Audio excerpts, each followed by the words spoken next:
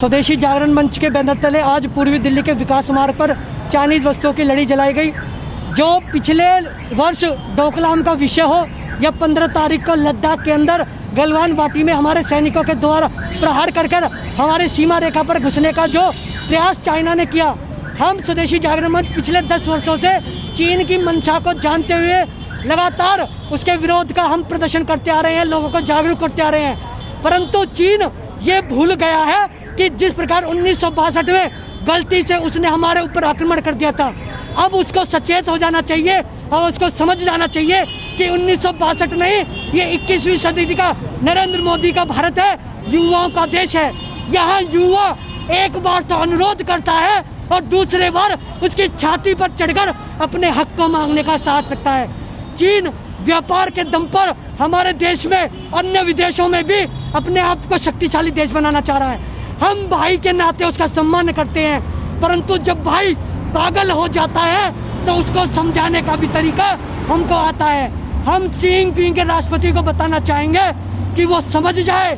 अगर वो समय रहते नहीं समझा तो इस देश का युवा इतना सक्षम है, इतना बलवान है कि स्वयं निर्णय लेकर उसकी शी जिनपिंग की राष्ट्रपति की छाती पर चढ़कर अपने हक को मांग लेगा।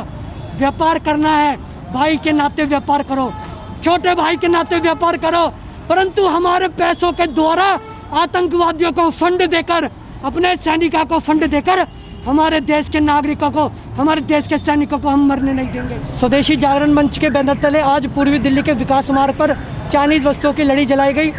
जो पिछले वर्ष डोकलाम का विषय हो या 15 तारीख को लद्दाख के अंदर गलवान घाटी में हमारे सैनिकों के द्वारा प्रहार कर हमारे सीमा रेखा पर घुसने का जो प्रयास चाइना ने किया, हम स्वदेशी जागरण मंच पिछले 10 वर्षों से चीन की मंशा को जानते हुए लगातार उसके विरोध का हम प्रदर्शन करते आ रहे हैं, लोगों को जागरूक करते आ रहे हैं। परंतु चीन ये भूल गया है कि जिस प्रकार 1962 में गलती से उसने हमारे ऊपर आक्रमण कर दिया था, अब उसको सचेत हो जाना चाहिए और उसको समझ जाना चाहिए कि 1962 नहीं, ये 21वीं सदी का नरेंद्र मोदी का भारत है, युवाओं का देश है।